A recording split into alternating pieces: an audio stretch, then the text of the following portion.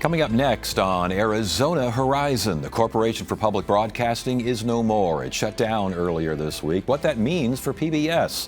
Also tonight, the mayor of Scottsdale joins us to talk about the city's approval of Axon's plans to build a massive new headquarters. And we'll hear what environmental advocates are looking for from the upcoming legislative session. Those stories and more next on Arizona Horizon. Arizona Horizon is made possible by contributions from the Friends of Arizona PBS, members of your public television station.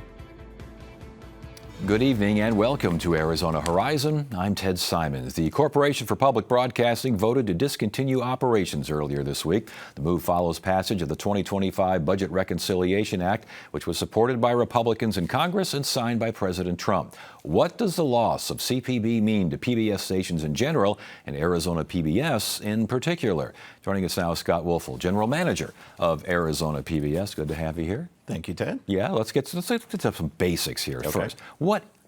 I should get past tense now, what was the Corporation for Public Broadcasting? So the Public Broadcasting Act of 1967 established CPB, as we call it, as an independent nonprofit corporation just for the purpose of taking appropriation from Congress and passing it on to stations, member stations for television and radio, and funding also partially programming itself with PBS and other producers. So basically a conduit, taking the government's money and distributing it. Yes, and it was not part of the government. It was an independent corporation and was 100% relied on funding from Congress, which is why we are where we are now, because Congress cut off that funding, as you mentioned. Let's talk about where we are right now.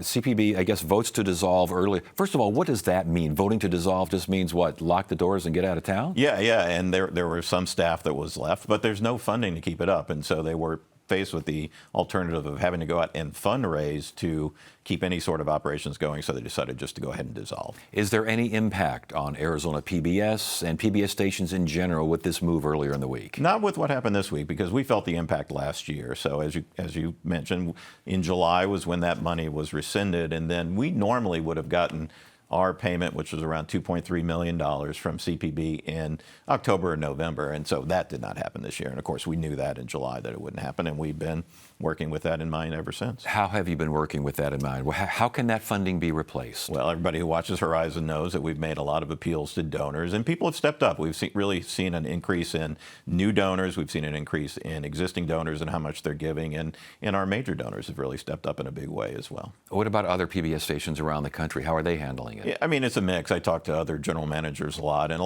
everybody has seen this surge of donations from their existing donor base, but a lot of the smaller stations were really relying on CPB. Here we got about 13% of our budget came from CPB.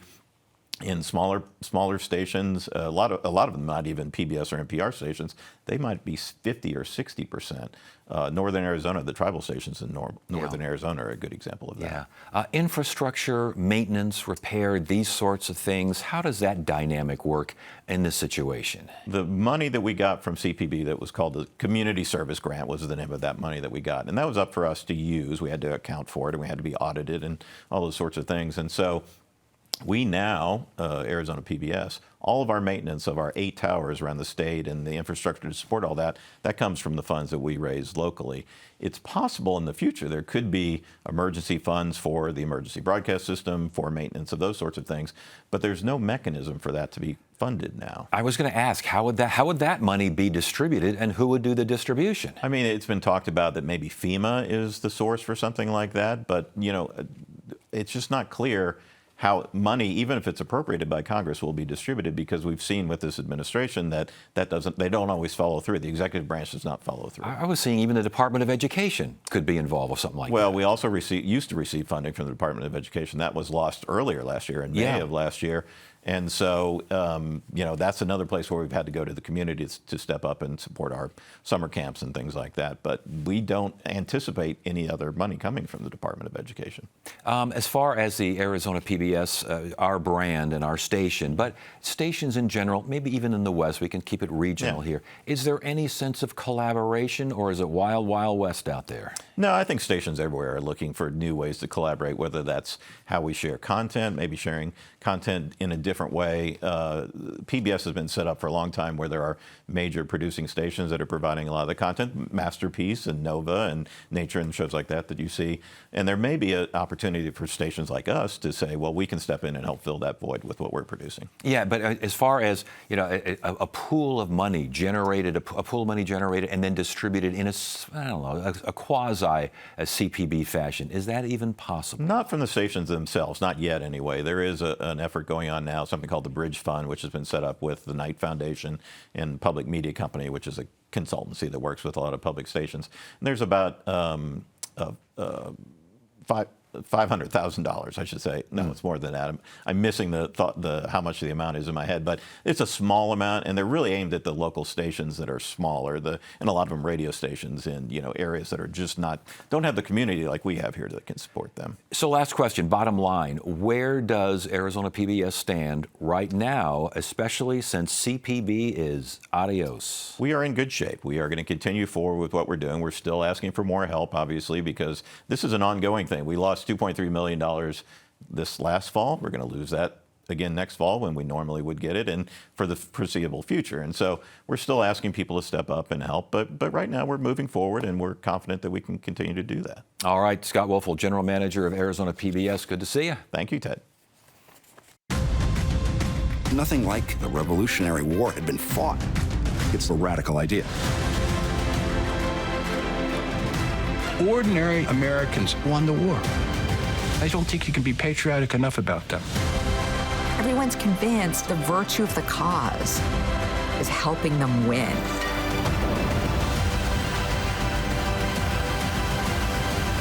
Friday night at 8 on Arizona PBS. Hi, I'm Ted Simons. Join Arizona Horizon for a 1-hour special as Governor Hobbs kicks off the legislative session with her annual State of the State address. We will air the speech in its entirety and then have analysis from local political consultants. That's Governor Hobbs' State of the State address Monday, January 12th at 5 p.m. and again at 10 p.m. on Arizona PBS and streaming live at azpbs.org. Do you have a personal interest in this case, Miss Fisher? It was poison. I'll bet my hat on it. A man has just dropped dead in her shop and she's pretending to go about her business as though it was of little consequence. Miss Lee has been charged with Saul's murder. It's always complicated with you. We would like to hire you to prove her innocence. I thought you'd already made your mind up about my guilt. I'm hoping you'll convince me otherwise. Saturday night at 9 on Arizona PBS.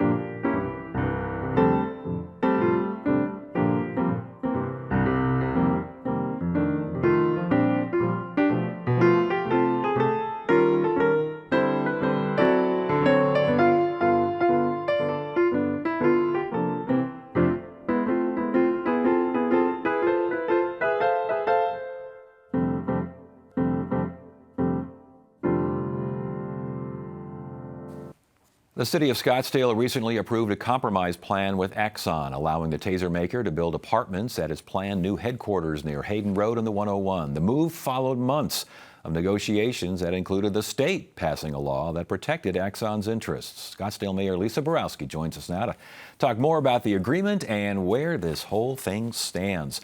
Good to see you. Thanks for joining us. Thank you. Pleasure to be here again. Well, it's good to have you back. And this is such a, we've talked about this without you being here. It's been a big story throughout the year. Let's start with some basics. What is Axon? Axon is a corporation, obviously, a very large corporation that was started here in Arizona. Its founder, Rick Smith, as I understand it, is a Chaparral grad, so Scottsdale story, great story, great success. So, and they manufactured originally the TASE instruments, public safety, so they're very much involved in public safety and defense throughout the world, I think. And now the City Council has approved Axon's plans for this big corporate headquarters expansion. Again, am I right, Hayden Road 101, that area? Yeah, it's actually Axon Way. Yeah, okay, they have their own street, so. All right. The compromise plan was a compromise because? Well, let's back up a little bit. As you know, you said it's been going on for months. It's actually been going on in my lifespan as mayor for an entire year. So I inherited this approved project from the predecessor council. So the new council walked into this uproar, right?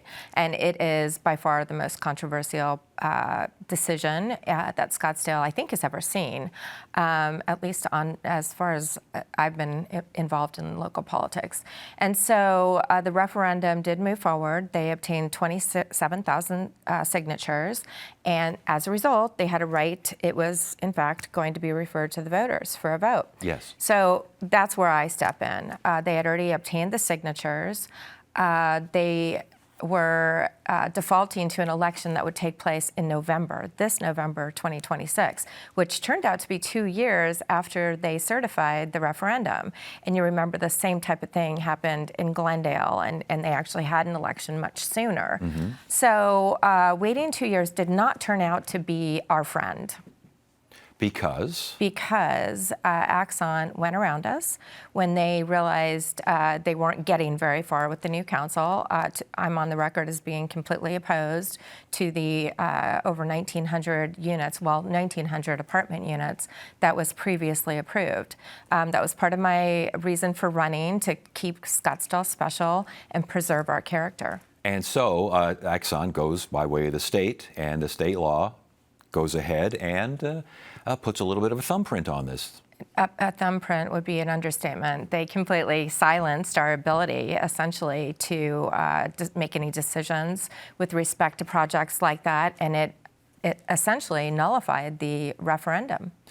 So the referendum's nullified, but there is still room for compromise, and it sounds like the 1,900 apartment units that was initially in the plan, that was cut down to what, 1,200, something like that?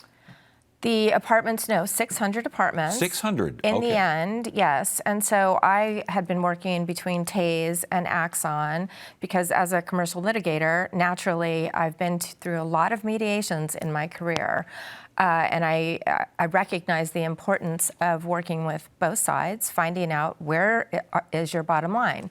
So I did that over the course of several months, and I knew where TASE stood, I knew where Axon stood, and I believed I could get them to a middle ground. And in fact, I did get them to a middle ground.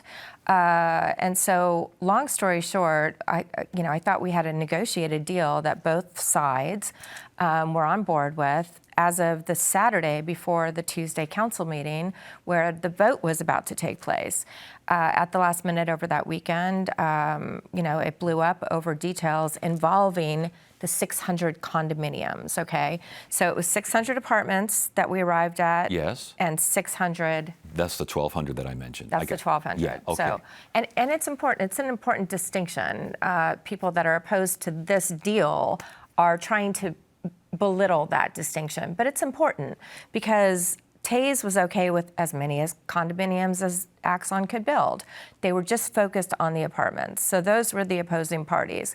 And I personally prefer residential that is for purchase, condominiums, people have a stake, they're stakeholders in the community. It's long-term, they're generally, pursuant to an association, kept nicer, et cetera. I want to make clear that TASE is the group that was opposed to this whole entire project. TASE is also the group now that has filed a suit against the city for this compromise plan. Correct? Yes, and I should have said tasers at the beginning. I think I misspoke and said tase. Okay. So they did that on purpose, right? Because that acronym. But they have filed suit basically saying that this is not right because of the negotiation wasn't right and the fact that the same group has filed a lawsuit against the state. And if they win on that, then your deal is kaput. Do they have? That's a very complicated legal analysis. Yeah. So do let they me have just. a point? Do they have a point in their opposition?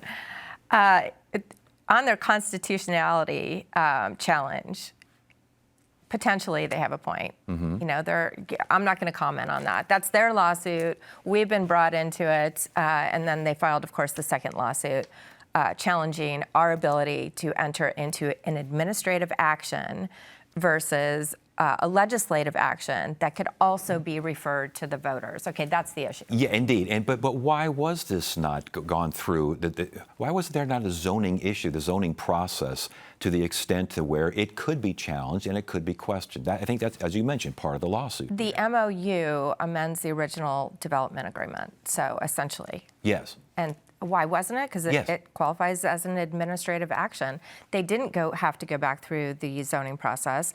We took the existing development agreement and went ahead and amended that, and that's the MOU that we did that resulted in the settlement. Well, the settlement has divided the city, obviously. I mean, you've gone through this, you've lived this. How much has this divided the city?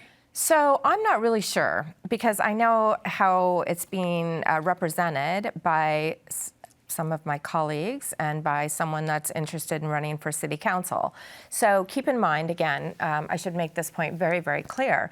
On 3 different occasions, I proposed that the council consider and approve an earlier election, okay? Had we had an earlier election, say in April of 2025, even November of 2025, we would have been in a great position, because the legislature was reconvening, of course, now, right, going back in session, and Axon had already been working with legislators to fix the holes in the legislation that are subject to the legal challenge, because we were going to file suit against the state for the contract claim. So, and TASE, of course, was filing for the constitutionality issues. They were fixing those issues. So in my estimation, that was a very high-risk lawsuit, and we were looking at spending $1 million in taxpayer money. But getting back to my point, there are candidates involved in this very vocally in this issue, okay? And it's my impression, and many others, that they wanted to keep this issue hot so that it would be a November 2026 campaign issue. So, and I think that's really what killed the entire. We should have had the election. The voters should have been allowed to speak. They were deprived of that 3 separate times.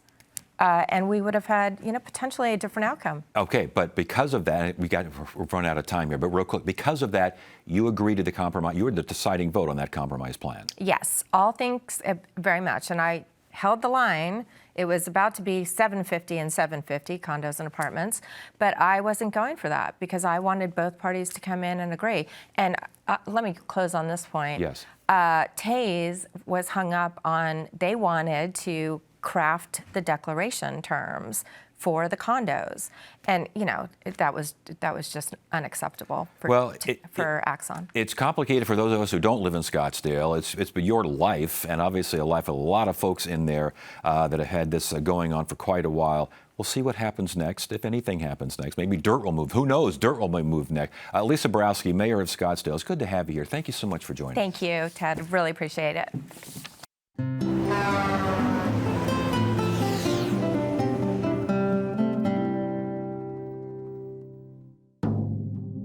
Along an isolated stretch of State Route 80 deep in southeast Arizona is a monument to one of the most important events in Arizona history.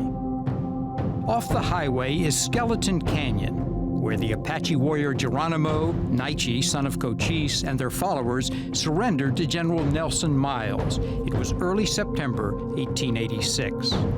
With the surrender, armed conflict between the Apaches and European immigrants ended. Geronimo, his followers, and the entire Chiricahua tribe, even the Apache scouts the Army had hired to track him down, were deported east to Florida. Geronimo lived until 1909, gaining notoriety at public appearances and in Teddy Roosevelt's inaugural parade. Yet he and his people were never allowed to return to their beloved Arizona homeland.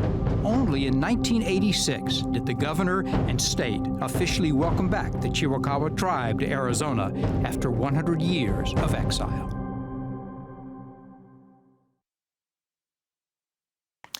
We're hearing from advocates of various issues this week to learn about what they're looking for from the state legislature this upcoming session. We've heard from business interests, public health advocates, and education leaders. Tonight, the focus is on the environment. Sandy Barr is the director of the Sierra Club's Grand Canyon chapter. And also with us is Vanya Guevara. She's advocacy and political director for Chispa, Arizona. Good to have you all here. Thanks for joining us. Thank you. Great to be here. Sandy, we'll start with you. What do you want to see? We do this every year.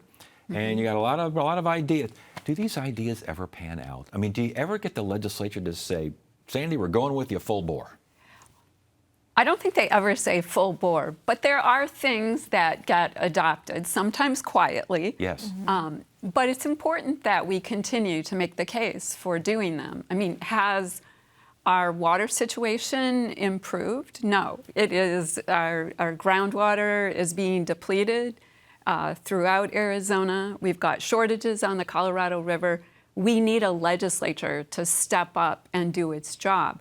Have they addressed our clean energy needs and affordability?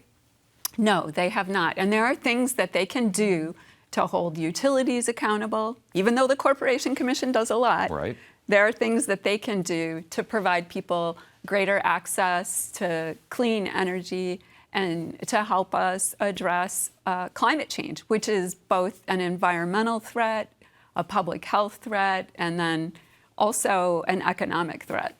Vanya, what do you want to see? What do you want to see, especially at a time when the budget's going to be a lot squeakier than it has been in the past? A tight budget this go around, and I don't even know if they even know how much money they got revenue coming in. But what do you want to see? I think my dream and my goal every session is that our members feel like their voices are being heard and that the ideas that we're putting forward, good solutions to help combat a lot of the issues with energy prices going up, that the bills just get heard. But if not being heard from constituents, we've seen, unfortunately, a lot of our legislators listen to utility companies over the interest of everyday Arizonans. So my hope is that our legislators continue to push forward. We have amazing environmental champions who propose proactive, amazing legislation. We just hope that they get a shot and just heard. That tight budget, Sandy, what does that mean as far as what you want to see get done? Well, the legislature has never really funded environmental programs properly, but it could mean that the funding that goes to things like water quality programs, which were underfunded for a very long time and finally started to get some funding after an audit said the Department of Environmental Quality wasn't doing its job. So things like that, the Heritage Fund, the State Parks Heritage Fund, which they back in 2010, they took the dollars. They have never funded it fully since 2010. And so, but it has gotten some money. And so in a year like this, we're likely to see less funding for that, fewer staff to implement the programs. It means, these entities, the big corporations are basically running things, and that's a real problem. There's a lot less accountability. And as far as Chispa members are concerned, and what you see and what you deal with, that, I mean, is there an overarching thing, like with climate change, for example, the impact of climate change on communities? That has to be big for you. Exactly. A lot of our members rely on public transportation. So in the summers, our kids are going to school, having to walk through the heat. So relying on heat mitigation efforts is something that's going to be incredibly important this upcoming year, as every year we see temperatures keep rising. And conserving Arizona water, as Sandy kind of referred to there. Reclamation actions, wastewater treatments, where do these things stand? I'm going to have Sandy take Well, this one. I mean, the more they defund programs, the less we have for infrastructure, and it means you have infrastructure that ages, and then it costs a lot more when you need to invest in it. But I think that, one of the things I did want to mention is that the legislature hasn't done what it should on water. So the governor has taken action and used her authority to do active management areas. And we've also seen the Attorney General step up and file litigation relative to some of these big pumpers on groundwater. On groundwater, yeah. But what can the legislature do when it comes to something like Colorado River water? I mean, that's out of their hands, isn't it? Well, I think they're going to have a role in that. The upper basin and lower basin states have to come to agreement, and they'll have a role in it. But I think what they need to think about is not just how are we going to divvy up the river, but how are we going to help address the Colorado River system, which is on the verge of collapse. And acting like climate change doesn't exist is not an answer. Right. Public lands, protecting and enhancing public lands, big for you? Extremely important for us. Sandy mentioned the Heritage Fund. Yes. We hope to always, every year, restore the $10 million voters approved to have to maintain them. And it's going to be a hot topic. We're going to definitely be on the defense on that one for sure. Well, I was going to ask that question. Does this feel like, it seems like when we do these conversations every year, it feels like there's a lot of defense being played here. Is that what you're expecting this go around? Absolutely, yeah. But we're ready. We're out there going to advocate, and hopefully we get some bills heard and things can move forward. But yeah, we're fully anticipating going to. What do you think, Sandy? Yeah, it's going to be a lot of defense, and stopping bad things from happening is important. But also, I would say, I think there's opportunity maybe for some action relative to data centers. Right. Everyone sees the impact that they're having. I think there might be some bipartisan support there. And there might be some bipartisan support for some utility accountability. Probably not as much as we would like, but perhaps some. All right. Sandy Barr, Vania Guevara, good to have you both here. Thank you so much for joining us. Certainly appreciate it. Thank you. And that is it for now. I'm Ted Simons. Thank you so much for joining us. You have a great evening.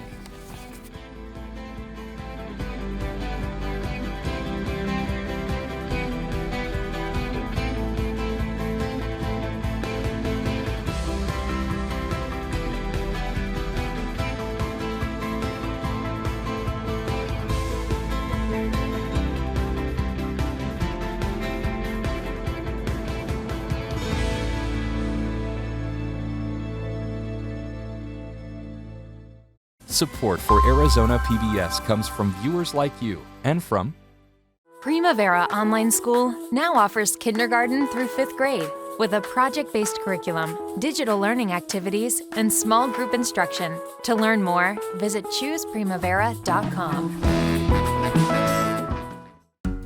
Arizona PBS deeply appreciates every gift we receive, and we are proud to take this moment and recognize our Executive Society. These supporters believe in the mission of public media and are making a real impact in our community.